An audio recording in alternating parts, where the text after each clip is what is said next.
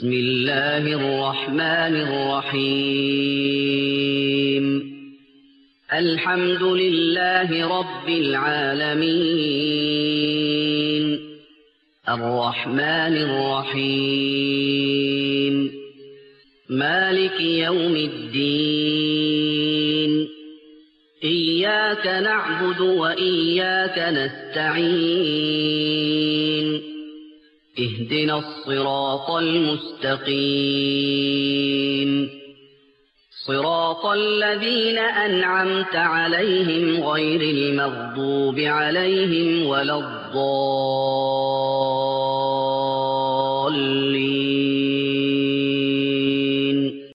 മതം, ധാർമ്മികത, നവോത്ഥാനം എന്ന പ്രമേയത്തിലെ പ്രചാരണ പ്രവർത്തനങ്ങളുടെ ഭാഗമായി കണ്ണൂർ ജില്ലാ ISM കമ്മിറ്റി സംഘടിപ്പിച്ചിരിക്കുന്ന ഓപ്പൺ ഫോറത്തിൻ്റെ ഔപചാരികമായ ഉദ്ഘാടന പരിപാടി ഇവിടെ സമാരംഭിക്കുകയാണ്. മുജാഹിദ് പ്രസ്ഥാനത്തെയും അതിൻ്റെ പ്രവർത്തനങ്ങളെയും സംബന്ധിച്ചിടത്തോളം തലശ്ശേരിയിലെയും പരിസര പ്രദേശങ്ങളിലെയും ആളുകൾക്ക് പ്രത്യേകിച്ച് പറഞ്ഞു കൊടുക്കുകയോ അവരോട് ഓർമ്മപ്പെടുത്തുകയോ ചെയ്യേണ്ടതില്ല. പ്രസ്ഥാനവുമായി ഏതെങ്കിലും വിധത്തിൽ ബന്ധപ്പെടുകയോ സഹകരിക്കുകയോ അതിൻ്റെ പ്രവർത്തനങ്ങളെ അകലെ നിന്നോ അടുത്തു നിന്നോ നോക്കിക്കാണുകയോ ചെയ്യുന്ന ഒരു പ്രത്യേകമായ ചുറ്റുപാടിൽ ജീവിക്കുന്ന സഹോദര സഹോദരിമാർ, അങ്ങനെയുള്ളവരാണ് ഈ പ്രദേശത്തുകാരായിട്ടുള്ള ആളുകൾ. ഈ പ്രസ്ഥാനത്തെ സംബന്ധിച്ചിടത്തോളം 1 നൂറ്റാണ്ടിലേറെ കാലമായി കേരളീയ സമൂഹത്തിൽ നവോത്ഥാന പ്രവർത്തനങ്ങളുമായി മുന്നോട്ടു പോയിക്കൊണ്ടിരിക്കുകയാണ്. അന്ധവിശ്വാസങ്ങൾക്കെതിരിൽ, അനാചാരങ്ങൾക്കെതിരിൽ, അധർമ്മങ്ങൾക്കെതിരിൽ, സമാധാനം തകർക്കുന്ന പ്രവർത്തനങ്ങൾക്കെതിരിൽ ഈ പ്രസ്ഥാനം അതിൻ്റെതായിട്ടുള്ള ഭാഗധേയം പ്രവൃത്തിപഥത്തിൽ നിർവഹിച്ചു വന്നുകൊണ്ടേയിരിക്കുകയാണ്. പ്രസ്ഥാനത്തിൻ്റെ പ്രവർത്തനങ്ങളുടെ ഗുണഫലങ്ങൾ ഏതെങ്കിലും വിധത്തിൽ എപ്പോഴെങ്കിലും അനുഭവിച്ചിട്ടില്ലാത്ത ഒരാളും തന്നെ, പ്രത്യേകിച്ച് കേരളീയ മുസ്ലിം ജനസാമാന്യത്തിലോ കേരളീയ സമൂഹത്തിലോ ഉണ്ടാകുമെന്ന് തോന്നുന്നില്ല. അങ്ങനെയുള്ള ഈ പ്രസ്ഥാനം മതമെന്ത്, ധർമ്മമെന്ത്, നവോത്ഥാനമെന്ത് എന്ന് കേരളത്തിൻ്റെ മുക്കുമൂലകളിലേക്ക് ഇറങ്ങിച്ചെന്നുകൊണ്ട് സംവദിച്ചുകൊണ്ടിരിക്കുകയാണ്. ആ സംവാദത്തിൻ്റെ സ്നേഹരൂപത്തിലുള്ള ഒരു പരിപാടിയാണ് ഓപ്പൺ ഫോറം എന്ന ഈ പരിപാടി കൊണ്ട് ഈ പ്രസ്ഥാനവും അതിൻ്റെ പ്രവർത്തകരും ലക്ഷ്യമാക്കിയിട്ടുള്ളത്. പരിശുദ്ധ ഇസ്ലാമിൻ്റെ കൃത്യമായിട്ടുള്ള ആശയാദർശങ്ങൾ എല്ലാ വിഭാഗം ആളുകളിലേക്കും എത്തിക്കുക എന്നത് ജീവിതത്തിൻ്റെ ബാധ്യതയായി ഏറ്റെടുത്തിരിക്കുന്ന, കണ്ടുകൊണ്ടിരിക്കുന്ന ഒരു വിഭാഗമെന്ന നിലക്ക് ഈ പ്രസ്ഥാനത്തിൻ്റെ പ്രവർത്തനങ്ങൾ ജനോപകാരപ്രദമായിട്ടുള്ള പ്രവർത്തനങ്ങളാണ്. മനുഷ്യരെന്ന നിലയിൽ ഈ ഭൂമിയിൽ അവന് നിർണയിക്കപ്പെട്ടിരിക്കുന്ന ജീവിതത്തിന് ഒരു കണക്കുണ്ട്. ആ കണക്കിന്റെ സമാപ്തിയിൽ ഇവിടെ നിന്ന് വിട്ടകന്നുകൊണ്ട് മരിച്ചു പിരിഞ്ഞതിനു ശേഷം മറ്റൊരു ലോകക്രമവും അവിടെ രക്ഷയും ശിക്ഷയും തീരുമാനിക്കപ്പെടുന്ന ചുറ്റുപാടുകളുമൊക്കെ ഉണ്ട് എന്ന് മനസ്സിലാക്കുകയും വേദഗ്രന്ഥങ്ങളുടെ, വിശിഷ്യ സർവവേദങ്ങളുടെയും സാരാംശമായ പരിശുദ്ധ ഖുർആനിലൂടെ പ്രബോധനം ചെയ്തുകൊണ്ടിരിക്കുകയും ചെയ്യുന്ന ഒരു മനുഷ്യ പ്രസ്ഥാനമാണ് മുജാഹിദ് പ്രസ്ഥാനം. ഈ പ്രസ്ഥാനത്തെ ആരും തന്നെ ദൂരെ മാറി നിന്ന് സംശയത്തോടുകൂടി നോക്കിക്കാണുകയോ നിരീക്ഷിക്കുകയോ ചെയ്യേണ്ടതില്ല. ആരെങ്കിലും അങ്ങനെ ചെയ്യുന്നു എന്ന അർത്ഥത്തിലല്ല ഞാനിത് പറയുന്നത്. മറിച്ച് മനുഷ്യർക്ക് ആവശ്യമുള്ള കാര്യങ്ങളുമായി ജനങ്ങളുടെ കൂടെ നിന്നുകൊണ്ട് 1 നൂറ്റാണ്ടിലേറെ കാലമായി പ്രവർത്തിച്ചപ്പോൾ ഈ പ്രസ്ഥാനം മനസ്സിലാക്കിയിട്ടുള്ള ഒരുപാട് അനുഭവ യാഥാർത്ഥ്യങ്ങളുണ്ട്. ആ യാഥാർത്ഥ്യങ്ങളിൽ നിന്നുകൊണ്ട് കാര്യങ്ങൾ സംവദിക്കുമ്പോൾ ഇന്നാട്ടിലുള്ള ആളുകളോട്, അതല്ലെങ്കിൽ ഈ രാജ്യത്ത് നിവസിച്ചുകൊണ്ടിരിക്കുന്ന ആളുകളോട് മതം വളരെ സമാധാനത്തോടുകൂടി സൗഹാർദ്ദത്തോടുകൂടി ശാന്തമായി പറഞ്ഞു കൊടുക്കുമ്പോൾ അത് ഏറ്റെടുക്കുവാനും അത് സ്വീകരിക്കുവാനും അത് ജീവിതത്തിൽ പ്രാവർത്തികമാക്കുവാനും തയ്യാറായിക്കൊണ്ടിരിക്കുന്ന ഏറെ ആളുകൾ ഈ പ്രസ്ഥാനത്തിനും അതിന്റെ പ്രവർത്തനങ്ങൾക്കും എക്കാലത്തും കരുത്തു തന്നെയാണ്. അതുകൊണ്ട് ഈ പ്രസ്ഥാനം ഈ ഓപ്പൺ ഫോറം എന്ന പരിപാടിയിലൂടെ ലക്ഷ്യമാക്കിയിട്ടുള്ളത് ഒരു തുറന്ന സംവാദമാണ്. ഇവിടെ വന്നു ചേർന്നിരിക്കുന്ന ആളുകൾക്ക് ഇവിടെ പ്രൊമോട്ട് ചെയ്യുന്ന മതം, ധാർമ്മികത, നവോത്ഥാനം എന്ന വിഷയത്തിൽ അവരുടെ സംശയങ്ങൾ കൂടി ചോദിക്കുവാനും ഇസ്ലാഹി കേരളത്തിന്റെ ശ്രദ്ധേയരായ പണ്ഡിതന്മാരിൽ നിന്ന് പരിശുദ്ധ ഖുർആനിന്റെയും പ്രവാചകചര്യയുടെയും ഇജ്മാഇന്റെയും ഖിയാസിന്റെയും വെളിച്ചത്തിൽ കൃത്യമായി കൊണ്ട് ഇസ്ലാമികമായി സംശയങ്ങൾ ദൂരീകരിക്കുവാനുമുള്ള സാഹചര്യം കൂടി ഈ പരിപാടിയുടെ ഭാഗമായി ISM ഒരുക്കിയിട്ടുണ്ട്. മുഴുവൻ ആളുകളുടെയും സഹായവും സഹകരണവും ഈ വിഷയത്തിൽ ഉണ്ടായിരിക്കുമെന്ന പ്രതീക്ഷയോടുകൂടി ഞാൻ എന്റെ ഉത്തരവാദിത്വത്തിലേക്ക് പ്രവേശിക്കുകയാണ്. ഈ പരിപാടിയിൽ ഇതിന്റെ അധ്യക്ഷപദം ഏറ്റെടുക്കുന്നത് കേരള നദൂത്തുൽ മുജാഹിദീൻ കണ്ണൂർ ജില്ലാ പ്രസിഡന്റ് ബഹുമാന്യനായ ഷംസുദ്ദീൻ പാലക്കോടാണ്. അദ്ദേഹത്തെ ഈ പരിപാടിയിലേക്ക് ആദ്യമായി സ്വാഗതം ചെയ്യുകയാണ്. ഈ പരിപാടിയുടെ ഔപചാരികമായ ഉദ്ഘാടന കർമ്മം നിർവഹിക്കാമെന്നേറ്റ ബഹുമാന്യനായ KNM സംസ്ഥാന ജനറൽ സെക്രട്ടറി, അദ്ദേഹം സൗദിയിൽ വിദേശ പര്യടനത്തിലാണ്. നേരത്തെ തന്നെ ഏൽക്കുമ്പോൾ അദ്ദേഹം പറഞ്ഞിരുന്നു, നാട്ടിലുണ്ടായിരുന്നാൽ തീർച്ചയായും നിങ്ങളുടെ പരിപാടിക്ക് ഞാൻ വരും. പക്ഷെ അദ്ദേഹത്തിന്റെ സംഘടനാപരമായ പര്യടനം അവസാനിപ്പിച്ചുകൊണ്ട് കേരളത്തിലേക്ക് മടങ്ങുന്നത് ഈ മാസം 22-ാം തീയതിയാണ്. അതുകൊണ്ട് തന്നെ അദ്ദേഹത്തിന്റെ അഭാവത്തിൽ കേരള ജംഇയ്യത്തുൽ ഉലമ സംസ്ഥാന ഉപാധ്യക്ഷന്മാരിൽ ഒരാളായിട്ടുള്ള ബഹുമാന്യനായ MI മുഹമ്മദ് അലി സുല്ലമി, അദ്ദേഹത്തെ പ്രത്യേകിച്ച് പരിചയപ്പെടുത്തേണ്ടതില്ല. നമ്മുടെ തൊട്ടടുത്ത പ്രദേശത്ത് പ്രവർത്തിച്ചു വരുന്ന പാറാൽ DIA കോളേജിന്റെ പ്രിൻസിപ്പൽ കൂടിയാണ് അദ്ദേഹമാണ് CPയുടെ അഭാവത്തിൽ ഈ പരിപാടിയുടെ ഉദ്ഘാടനം നിർവഹിച്ചുകൊണ്ട് നമ്മളോട് സംസാരിക്കുന്നത്. ഈ പരിപാടിയിൽ മതം, ധാർമ്മികത, നവോത്ഥാനമെന്നും അതുപോലെ തന്നെ ഇസ്ലാഹി പ്രസ്ഥാനമെന്നും ഇത് കൃത്യമായി കൊണ്ട് നിർവചിച്ചുകൊണ്ട് വിഷയം അവതരിപ്പിച്ചുകൊണ്ട് നമ്മളോട് സംസാരിക്കുന്നത് ബഹുമാന്യ പണ്ഡിതൻ, കേരളീയ സമൂഹത്തിന് ഇന്ന് സുപരിചിതനായി മാറിയിട്ടുള്ള അലിമദനി മൊറയൂരാണ്. അദ്ദേഹത്തെയും ഈ പരിപാടിയിലേക്ക് കൃത്യമായി സ്വാഗതം ചെയ്യുകയാണ്. തുടർന്ന് ശ്രോതാക്കളുടെ സംശയങ്ങൾ നിവാരണം ചെയ്തുകൊണ്ട് ആവശ്യാനുസരണം ഇടപെട്ടുകൊണ്ട് സംസാരിക്കുന്ന പണ്ഡിതന്മാർ ബഹുമാന്യനായ മൊയ്തീൻ കുട്ടി സുല്ലമി, അദ്ദേഹത്തെ കുറിച്ച് പ്രത്യേകിച്ച് പറയേണ്ടതില്ല. സമകാലീന മുസ്ലിം പ്രസിദ്ധീകരണങ്ങളിലൂടെ അദ്ദേഹത്തിൻ്റെതായിട്ടുള്ള ദഅ്വാ ഭാഗധേയം നിർവഹിച്ചുകൊണ്ടേയിരിക്കുകയാണ്. അദ്ദേഹത്തെയും ഈ പരിപാടിയിലേക്ക് കൃത്യമായി സ്വാഗതം ചെയ്യുകയാണ്. തുടർന്ന് ഈ പരിപാടിയിൽ പങ്കെടുക്കുന്ന മറ്റൊരു മാന്യ വ്യക്തിത്വം മുജാഹിദ് വിദ്യാർത്ഥി പ്രസ്ഥാനത്തിന്റെയും മുജാഹിദ് യുവജന പ്രസ്ഥാനത്തിന്റെയും ഏറെക്കാലത്തെ നേതൃത്വം വഹിച്ച, അതിനെ മുന്നണിയിൽ നിന്നുകൊണ്ട് നയിച്ച ബഹുമാന്യ പണ്ഡിതൻ KP സക്കരിയ സാഹിബാണ്. അദ്ദേഹത്തെയും ഈ പരിപാടിയിലേക്ക് കൃത്യമായി സ്വാഗതം ചെയ്യുകയാണ്. കൂടാതെ ആധുനിക സംവിധാനങ്ങളിൽ കൂടി തന്റേതായിട്ടുള്ള പ്രവർത്തനങ്ങൾ നിർവഹിച്ചുകൊണ്ട് നവോത്ഥാന പ്രസ്ഥാനത്തിന്റെ ആശയാദർശങ്ങൾ പ്രചരിപ്പിക്കുന്നതിൽ സജീവ സാന്നിധ്യമായി നിലകൊള്ളുന്ന ബഹുമാന്യ സ്നേഹിതനും പണ്ഡിതനുമായിട്ടുള്ള അബൂബക്കർ മുസ്ലിയാർ നസ്സാഫ്, അദ്ദേഹമാണ് ഈ പരിപാടിയിൽ സംബന്ധിച്ചുകൊണ്ട് പങ്കെടുക്കുന്ന മറ്റൊരു ബഹുമാന്യ വ്യക്തിത്വം. അദ്ദേഹത്തെയും ഈ പരിപാടിയിലേക്ക് ഹൃദ്യമായി സ്വാഗതം ചെയ്യുകയാണ്. കൂടാതെ വളർന്നു വരുന്ന യുവ പണ്ഡിതനും ഉജ്ജ്വല വാഗ്മിയുമായിട്ടുള്ള ബഹുമാന്യ സുഹൃത്ത് സാബിഖ് പുല്ലൂർ ഈ പരിപാടിയുടെ സമാപന പ്രഭാഷണം നിർവഹിച്ചുകൊണ്ട് സംസാരിക്കുന്നതിന് വേണ്ടി ഇവിടെ വന്നു ചേരും.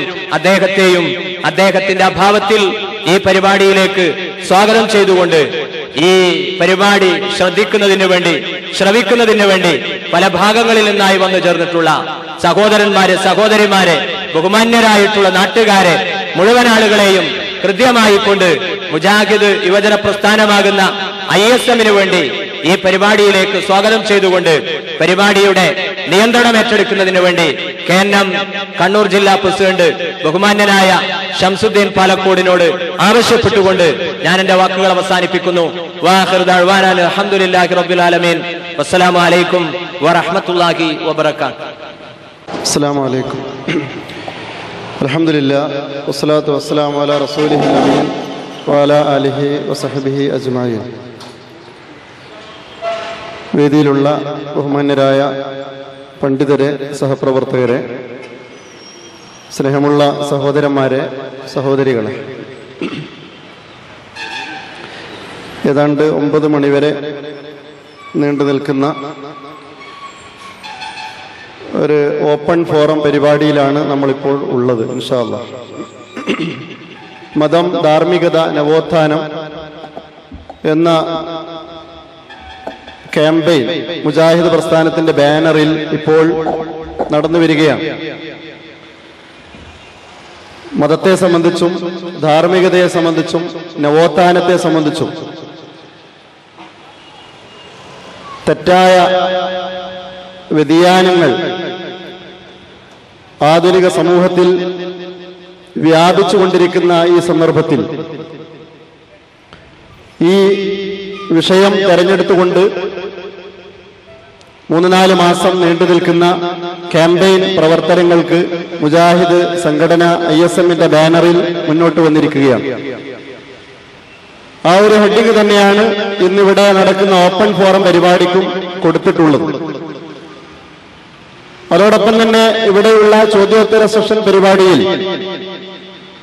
മുജാഹിദ് പ്രസ്ഥാനത്തിൽ സമീപകാലത്ത് ചിലർ കടത്തിക്കൂട്ടാൻ ശ്രമിച്ചിട്ടുള്ള അന്ധവിശ്വാസങ്ങൾ, അനാചാരങ്ങൾ, ശിർക്കിലേക്കുള്ള തിരിച്ചുപോക്കിയെന്ന് അവരുടെ തന്നെ നേതാക്കന്മാർ വിലപിക്കേണ്ടി വന്നിട്ടുള്ള പുതിയ പ്രവണതകൾ, അതൊക്കെ തന്നെ ഇവിടെ ഇൻഷാ അല്ലാഹ് വിലയിരുത്തുന്നതാണ്. അതേപോലെ തന്നെ മറ്റ് സംഘടനകളിൽ നിന്ന്, മതരാഷ്ട്ര പ്രസ്ഥാനത്തിൽ നിന്ന്, അതേപോലെ തന്നെ യാഥാസ്ഥിക വിഭാഗത്തിൽ നിന്ന് ഈ പ്രസ്ഥാനം ഏതെല്ലാം മേഖലയിൽ വ്യതിരിക്തമായി നിൽക്കുന്നു, മുജാഹിദ് പ്രസ്ഥാനം എന്തുകൊണ്ട് എന്നതിന്റെ കൃത്യമായ ഉത്തരമായിരിക്കും ഇൻഷാ അല്ലാഹ് ഇവിടെ നടക്കുന്ന ഉദ്ഘാടന പ്രസംഗം മുതൽ വിഷയാവതരണത്തിലൂടെ അതിനുശേഷം നടക്കുന്ന ചോദ്യോത്തര സെഷനുകളിലൊക്കെ ഇവിടെ ആ വിധത്തിലുള്ള ഒരു ക്രമീകരണമാണ് ഇതിന്റെ സംഘാടകർ ചെയ്തിട്ടുള്ളത്. ഞാൻ ഒരു അധ്യക്ഷ പ്രസംഗം ഈ സന്ദർഭത്തിൽ നിർവഹിക്കാൻ ഉദ്ദേശിക്കുന്നില്ല. 4:45 കൃത്യം തുടങ്ങണമെന്നായിരുന്നു ഞാൻ പ്ലാൻ ചെയ്തത്. അതൊരു 10 മിനിറ്റ് വൈകിട്ടാണ് നമ്മൾക്ക് ആരംഭിക്കാൻ സാധിച്ചത്. അതുകൊണ്ട് തന്നെ അധ്യക്ഷ പ്രസംഗം 15 മിനിറ്റ് ദൈർഘ്യമുള്ള അധ്യക്ഷ പ്രസംഗം, ഏതാണ്ട് 15 മിനിറ്റ് ദൈർഘ്യമുള്ള ഉദ്ഘാടന പ്രസംഗം, 5-10 മിനിറ്റ് നീണ്ടു നിൽക്കുന്ന സ്വാഗത പ്രസംഗം, 1 മണിക്കൂർ 1.25 മണിക്കൂർ നീണ്ടു നിൽക്കുന്ന മഗ്‌രിബ് വരെ ഉള്ള വിഷയാവതരണ പ്രസംഗം. ഈ വിധത്തിലാണ് മഗ്‌രിബിന് മുമ്പുള്ള പരിപാടിയെ നാം ക്രമീകരിച്ചിട്ടുള്ളത്. അപ്പൊ അതുകൊണ്ട് അധ്യക്ഷ പ്രസംഗത്തിന് അനുവദിച്ചിട്ടുള്ള ആ 15 മിനിറ്റ് 10 മിനിറ്റ് നഷ്ടപ്പെട്ട സ്ഥിതിക്ക് തൽക്കാലം എന്റെ അവസരം ഇപ്പോൾ ഉപയോഗപ്പെടുത്താൻ ഉദ്ദേശിക്കുന്നില്ല. മഗ്‌രിബിന് ശേഷം ചോദ്യോത്തര സെഷൻ തുടങ്ങുന്ന സന്ദർഭത്തിൽ വേദിയിലുള്ളവരും സദസ്സിലുള്ളവരും ഒക്കെ അവരുടെയൊക്കെ ശ്രദ്ധയിൽപ്പെടുത്തേണ്ടതായ ചില കാര്യങ്ങൾ ഇൻഷാ അല്ലാഹ് പറയേണ്ടതുണ്ട്. ആ സന്ദർഭത്തിൽ ചില കാര്യങ്ങൾ സംസാരിക്കാം എന്ന് പറഞ്ഞുകൊണ്ട് ഈ പരിപാടിയുടെ ഔപചാരികമായ ഉദ്ഘാടനം നിർവഹിക്കുവാൻ വേണ്ടി കേരള ജമിയത്തുൽ ഉലമയുടെ സംസ്ഥാന സാരഥികളിൽ ഒരാളും KNM സംസ്ഥാന നിർവാഹക സമിതി അംഗവും നമ്മുടെ പാറാൽ DIA കോളേജിന്റെ പ്രിൻസിപ്പാളുമൊക്കെയായ ബഹുമാന്യനായ MA മുഹമ്മദ് അലി സുല്ലമിയെ നിങ്ങൾക്ക് ഏവർക്കും വേണ്ടി ഉദ്ഘാടനത്തിന് വേണ്ടി ക്ഷണിച്ചുകൊണ്ട് ഞാൻ എന്റെ വാക്കുകൾ അവസാനിപ്പിക്കുന്നു. അസ്സലാമു അലൈക്കും. അസ്സലാമു അലൈക്കും. അൽഹംദുലില്ലാഹ് വസ്സലാത്തു വസ്സലാമു അലാ റസൂലില്ലാഹ് وعلى آله وصحبه ومن تبعهم بإحسان إلى يوم الدين. പ്രിയമുള്ള അധ്യക്ഷ സുഹൃത്ത്, വേദിയിലുള്ള വിശിഷ്ടാതിഥികളെ, സഹോദരന്മാരെ, സഹോദരിമാരെ, ISMന്റെ ആഭിമുഖ്യത്തിൽ മതം, ധാർമ്മികത, നവോത്ഥാനം എന്ന വിഷയത്തിൽ നടത്തപ്പെടുന്ന ഓപ്പൺ ഫോറത്തിൻ്റെ ഉദ്ഘാടനം ബഹുമാന്യനായ CP ഉമർ സുല്ലമിക്ക് പകരമായി നിർവഹിക്കാനാണ് എന്നോട് ഇവിടെ ആവശ്യപ്പെട്ടിരിക്കുന്നത്. മതം എന്നതിനെക്കുറിച്ച് നമ്മൾ വളരെ ദീർഘിച്ച് സംസാരിക്കേണ്ട ഒരു വിഷയമാണ് എന്ന് എനിക്ക് ഈ സന്ദർഭത്തിൽ തോന്നുന്നില്ല. അല്ലാഹു സുബ്ഹാനഹു വ തആല നമുക്ക് ഇവിടെ ഒരു ജീവിതം നൽകി. നമ്മൾ ഒരു ദിവസം ഇവിടെ ജനിച്ചു. നമ്മളുടെ ഒന്നും തന്നെ തീരുമാനമില്ലാതെ നമ്മളിൽ ചിലർ ആണുങ്ങളായി, ചിലർ പെണ്ണുങ്ങളായി. അതും നമ്മുടെ തീരുമാനമനുസരിച്ചുകൊണ്ടല്ല.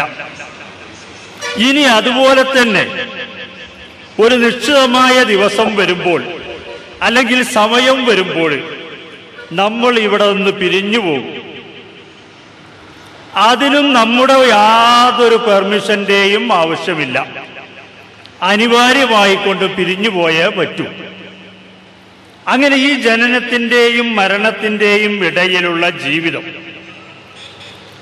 ഈ ജീവിതത്തെ മനുഷ്യർ വ്യത്യസ്തമായ സ്വഭാവങ്ങളിൽ ഉപയോഗപ്പെടുത്തുന്നു. ചില ആളുകൾ ഒരുപാട് അധർമ്മങ്ങൾ ചെയ്തുകൊണ്ട് ജീവിക്കുന്നു, ചിലര് നന്മ പ്രവർത്തിച്ചുകൊണ്ട് ജീവിക്കുന്നു. ഇങ്ങനെ മനുഷ്യൻ പല രൂപത്തിൽ ഈ ജീവിതത്തെ വിനിയോഗിക്കുന്നുണ്ട്. ഈ ജീവിതത്തെക്കുറിച്ച് ഒന്നുകൂടി നമ്മൾ ചിന്തിക്കുമ്പോൾ, ഈ ജീവിതം നമുക്ക് നൽകിയത് അല്ലാഹുവാകുന്നു. ഇവിടെ നമ്മളിപ്പോൾ ശ്വസിച്ചുകൊണ്ടിരിക്കുന്നു. ഈ വായു അല്പം കുറഞ്ഞു പോയാൽ, നമ്മൾ ഉമ്മൻചാണ്ടിക്കെതിരായിക്കൊണ്ട് ഒരു പ്രകടനം നടത്തിയിട്ട് വായു തിരിച്ചു കിട്ടില്ല. അതല്ലെങ്കിൽ മൻമോഹൻ സിംഗിനെതിരായിക്കൊണ്ട് ഒരു ധർണ നടത്തിയാൽ ഈ വായുവിനുള്ള ഓക്സിജൻ തിരിച്ചു കൊണ്ടുവരാൻ അദ്ദേഹത്തിന് സാധ്യമല്ല. അതുപോലെ തന്നെ നമ്മുടെ ഭക്ഷ്യപദാർത്ഥങ്ങൾ, നമ്മുടെ വെള്ളം, ഇതെല്ലാം തന്നെ ദൈവം അല്ലാഹു നമുക്ക് കനിഞ്ഞു നൽകിയ അനുഗ്രഹമാകുന്നു. ആകാശത്തുനിന്ന് മഴ പെയ്യാതിരുന്നാൽ, ഭൂമിയിലെ ഉറവുകൾ വറ്റിപ്പോയാൽ ആരെയും ആക്ഷേപിച്ചിട്ട് പ്രയോജനമില്ല. അത് സ്വയം ഉണ്ടാക്കിയെടുക്കാൻ മനുഷ്യന് സാധ്യവുമല്ല. പരിശുദ്ധ ഖുർആൻ ആ കാര്യത്തിലേക്ക് സൂചന നൽകുന്നു, വ്യക്തമായി പറയുന്നു. നിങ്ങൾ കുടിക്കുന്ന വെള്ളത്തെ നിങ്ങൾ ചിന്തിച്ചിട്ടുണ്ടോ? ആ വെള്ളം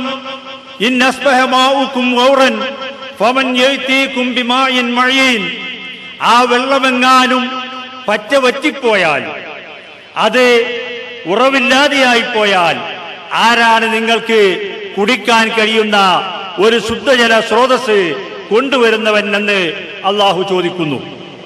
ഇങ്ങനെ ഈ സൂര്യൻ പ്രകാശിച്ചു കൊണ്ടിരിക്കുകയാണ്.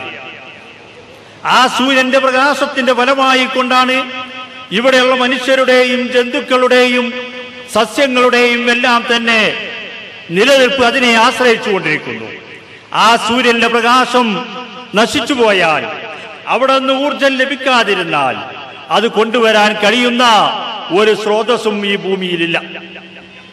ഇതെല്ലാം തന്നെ ആരാണ് നൽകുന്നത് എന്ന് ചോദിച്ചാൽ എല്ലാവരും പറയും, മുസ്ലിങ്ങൾ പറയും അത് അല്ലാഹുവാണ് എന്ന്, ക്രിസ്ത്യാനികൾ പറയും അത് സാക്ഷാൽ ദൈവമായ യഹോവയാകുന്നു എന്ന്, ഹൈന്ദവരോട് ചോദിച്ചാൽ അതും പറയും പടച്ചതമ്പുരാനാകുന്നു, അതല്ലെങ്കിൽ പരമേശ്വരനാണ് ഇതെല്ലാം നൽകുന്നത് എന്ന് എല്ലാവരും പറയുന്നു. അതെ, നമ്മുടെ ഈ ജീവിതം ആ ദൈവം നൽകിയതാകുന്നു. നമ്മുടെ ജീവിതത്തിലെ സൗകര്യങ്ങൾ ആ പടച്ചവൻ നൽകിയതാകുന്നു. അതിനാൽ തന്നെ ഈ ജീവിതത്തിന്റെ സാക്ഷാൽ ലക്ഷ്യം എന്താകുന്നു? ഈ ജീവിതം എങ്ങനെയാണ് സമാധാനമുള്ളതാക്കുക? ഈ ജീവിതത്തിലെ വിജയത്തിന്റെ മാനദണ്ഡങ്ങൾ എന്തൊക്കെയാണ്? ഇത് പഠിപ്പിച്ചു തരേണ്ടതും ആ ദൈവമാകുന്നു.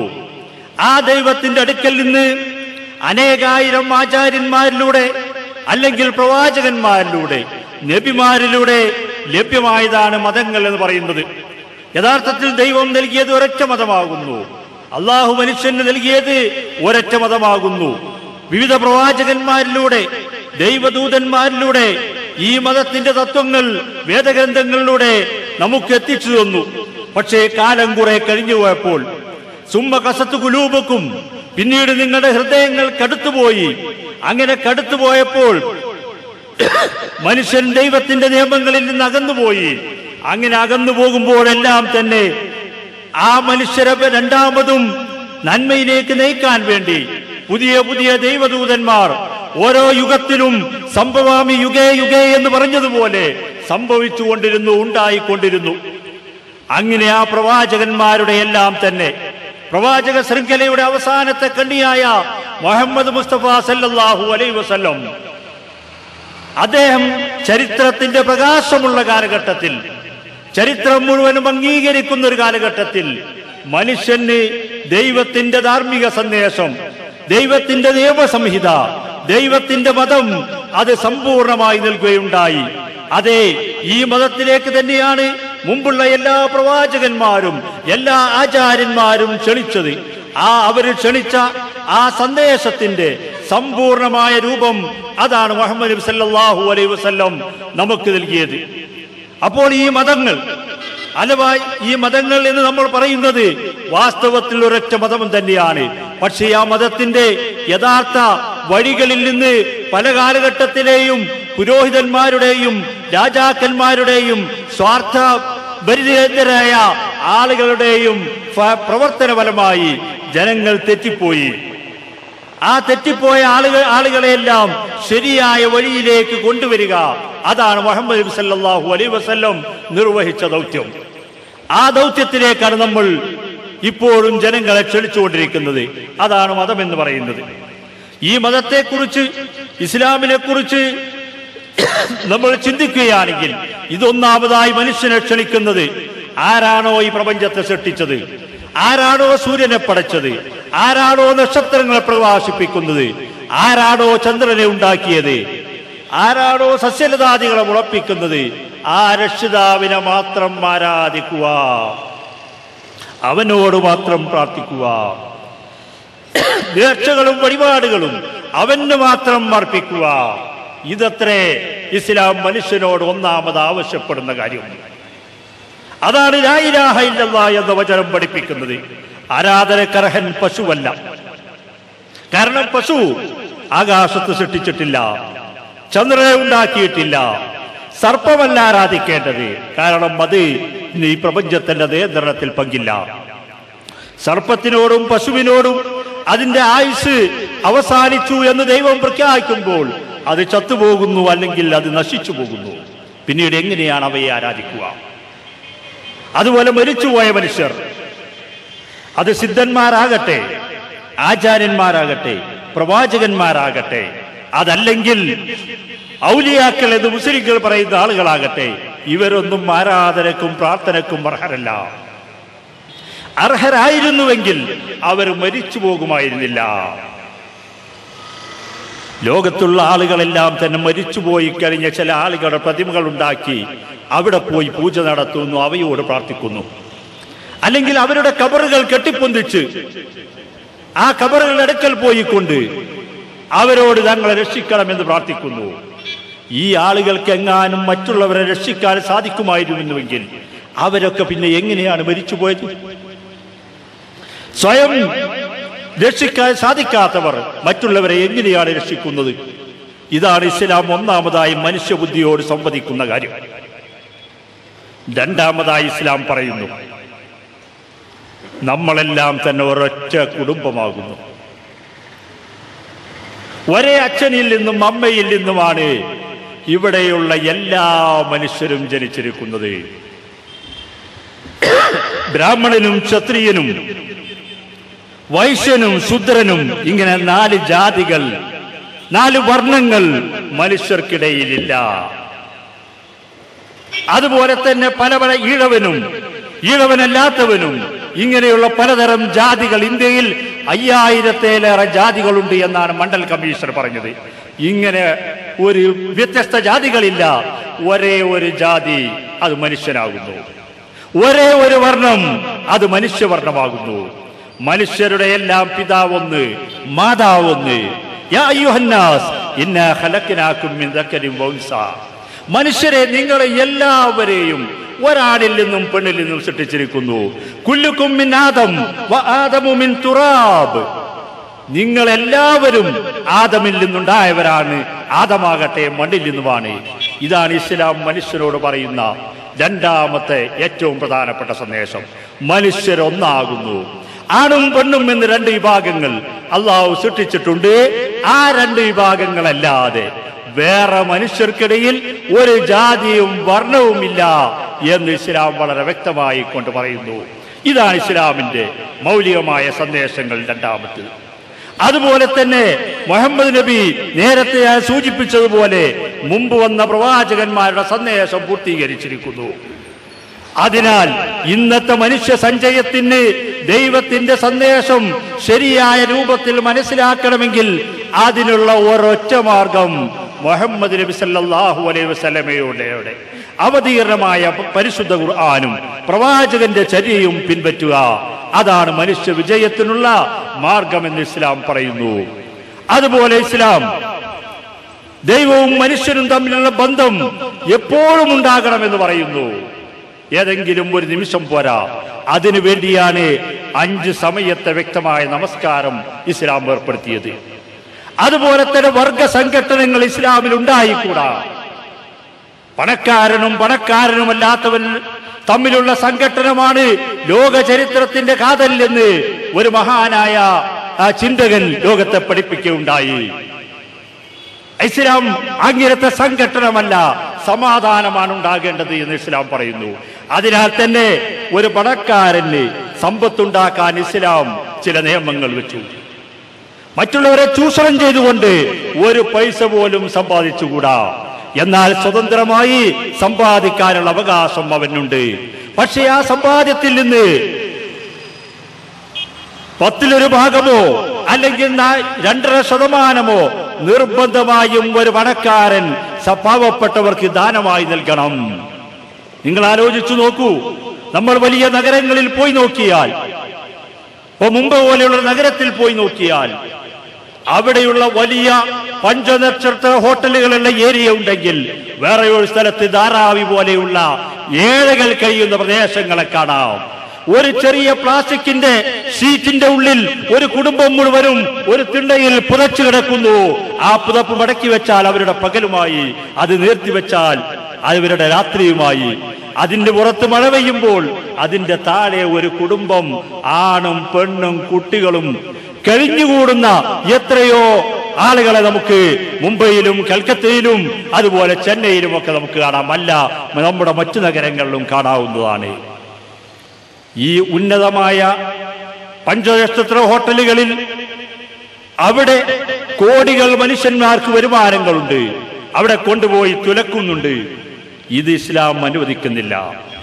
അതിന്റെ ഒക്കെ തന്നെ ഓരോരുത്തന്റെയും സമ്പത്തിന്റെ 40-1 ഭാഗം അല്ലെങ്കിൽ 2.5% നിർബന്ധമായും ദാനമായി നൽകണമെന്ന് പറയുമ്പോൾ അതിനർത്ഥം ഒരു മനുഷ്യൻ 60 വയസ്സ് വരെ ജീവിക്കുകയാണെങ്കിൽ അയാളുടെ 1 വർഷത്തെ മുഴുവൻ സമ്പാദ്യവും അയാൾ പാവങ്ങൾക്കായി ഒഴിഞ്ഞു വെക്കണമെന്നാകുന്നു. അങ്ങനെയുള്ള ഒരു വ്യവസ്ഥയാണ്, അങ്ങനെയുള്ള ഒരു സംസ്കാരമാണ് നമ്മുടെ രാജ്യത്തിൽ ഉണ്ടായിരുന്നത് എങ്കിൽ ഒരൊറ്റ ആളും ഇന്ന് കാണുന്ന പോലെ ധാരാവിയിലുള്ള അതുപോലെയുള്ള സ്ട്രീറ്റുകളിലുള്ള പാവങ്ങളായി ഏഴകളായി കഴിഞ്ഞുകൂടേണ്ട അവസ്ഥ ഉണ്ടാകുമായിരുന്നില്ല. അതുപോലെ ധാർമ്മികമായ എല്ലാ മൂല്യങ്ങളിലേക്കും ഇസ്ലാം പ്രബോധനം ചെയ്യുന്നു. കൊലപാതകം ഇസ്ലാം വിരോധിക്കുന്നു. അന്യായമായി ധനം സമ്പാദിക്കുന്നത് വിരോധിക്കുന്നു. വ്യഭിചാരവും ധാർമ്മികമായ അരാജകത്വങ്ങളെയും ഇസ്ലാം പൂർണ്ണമായി വിരോധിക്കുന്നു. അവിടെയെല്ലാം തൽഫലമായി ആരോഗ്യമുള്ള, ഗൊണോറിയയില്ലാത്ത, സിഫിലിസ് ഇല്ലാത്ത, എയ്ഡ്സ് ഇല്ലാത്ത ഒരു സമൂഹത്തെ ഉണ്ടാക്കണം. അതാണ് ഇസ്ലാം ആവശ്യപ്പെടുന്നത്.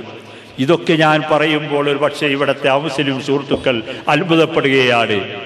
എന്താണ് വിഡ്ഢിയായ മനുഷ്യ നീ ഇവിടെ ഇരുന്ന് പറഞ്ഞുകൊണ്ടിരിക്കുന്നത്? കാരണം ഈ മുസ്ലിങ്ങൾ എന്ന് പറയുന്നവരെയല്ലേ നമ്മൾ ദിവസവും ഈ രംഗത്തെല്ലാം തന്നെ കണ്ടുകൊണ്ടിരിക്കുന്നത്. സകാത്ത് കൊടുക്കാത്ത എത്ര മുസ്ലിമുണ്ട്? അധാർമികൾ പ്രവർത്തിക്കുന്ന എത്ര മുസ്ലിങ്ങളുണ്ട്? എന്നിട്ട് ഞങ്ങളോട് എന്തിന് ഇതിൽ പ്രസംഗിക്കണം എന്ന് പറയുന്നു. ശരിയാണ്, സമ്മതിക്കുന്നു. വേണം ഒരു മാറ്റം.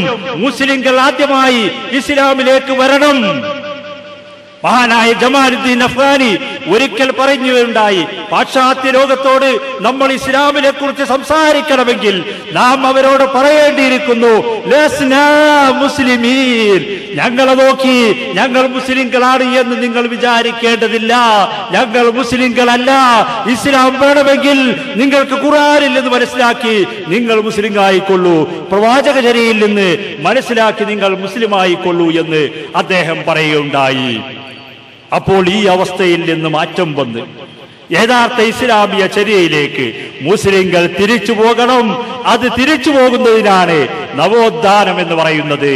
നമ്മൾ കാണുന്ന നവോത്ഥാനം ദൈവത്തെ നിഷേധിക്കലല്ല, മതത്തെ തള്ളിക്കളയലല്ല, മറിച്ച് മതത്തിന്റെ യഥാർത്ഥമായ സന്ദേശത്തിലേക്ക് ജനങ്ങൾ വരണം. ആദമിന്റെ മക്കളാണ് ഈ സർവ്വ ജനസഞ്ചയം എന്ന് മനസ്സിലാക്കണം. അപ്പോൾ വർഗീയ കലാപത്തിന്റെ ആവശ്യമില്ല, തീവ്രവാദ പ്രവർത്തനങ്ങളുടെ ആവശ്യമില്ല. പരസ്പര സഹകരണത്തിന്റെ മേഖലകളിൽ ഒന്നിച്ച് കൈകോർക്കാം. ഖുർആൻ പ്രഖ്യാപിച്ചു, തആവനു അലൽ ബിർരി വത്തഖ്വാ വലാ തആവനു അലൽ ഇസ്മി വൽ ഉദ്വാൻ. നല്ല കാര്യങ്ങളിൽ, സൂക്ഷ്മതയുള്ള കാര്യങ്ങളിൽ, പുണ്യങ്ങളിൽ നിങ്ങൾ പരസ്പരം സഹകരിക്കൂ. നിജമായ കാര്യങ്ങളിൽ സഹകരിക്കരുത്. ഈ കാര്യം നിങ്ങളോട് പറഞ്ഞുകൊണ്ട് ഈ യോഗം ഉദ്ഘാടനം ചെയ്തതായി പ്രഖ്യാപിച്ചുകൊണ്ട് എന്റെ വാക്കുകൾക്ക് ഞാൻ വിരാമമിടുകയാവുന്നു. ഈ സർവ മനുഷ്യരും സത്യം മനസ്സിലാക്കണമെന്നാണ് ഞങ്ങളുടെ ആഗ്രഹം. എല്ലാവരും നവോത്ഥാനത്തിന്റെ പാതയിലേക്ക്, അതിന്റെ യഥാർത്ഥ പാതയിലേക്ക് കടന്നു വരണമെന്ന് അഭ്യർത്ഥിച്ചുകൊണ്ട് ഞാൻ എന്റെ വാക്കുകൾക്ക് വിരാമമിടുന്നു. വസ്സലാമു അലൈക്കും വറഹ്മത്തുള്ളാഹി വബറകാതുഹു. നിങ്ങൾക്കെല്ലാം തന്നെ ദൈവത്തെങ്കിൽ നിന്നുള്ള സമാധാനവും ശാന്തിയും ഉണ്ടായിരിക്കട്ടെ. വആഖിറു ദഅവാന അനിൽ ഹംദുലില്ലാഹി റബ്ബിൽ ആലമീൻ. അസ്സലാമു അലൈക്കും വറഹ്മത്തുള്ളാഹി. ബിസ്മില്ലാഹിർ റഹ്മാനിർ റഹീം. അൽഹംദുലില്ലാഹി റബ്ബിൽ ആലമീൻ. اللهم صل على محمد وعلى آل محمد كما صليت على إبراهيم وعلى آل إبراهيم. اللهم بارك على محمد وعلى آل محمد كما باركت على إبراهيم وعلى آل إبراهيم إنك حميد مجيد. أعوذ بالله من الشيطان الرجيم. بسم الله الرحمن الرحيم. يا أيتها النفس المطمئنة ارجعي إلى ربك راضية مرضية فادخلي في عبادي وادخلي جنتي.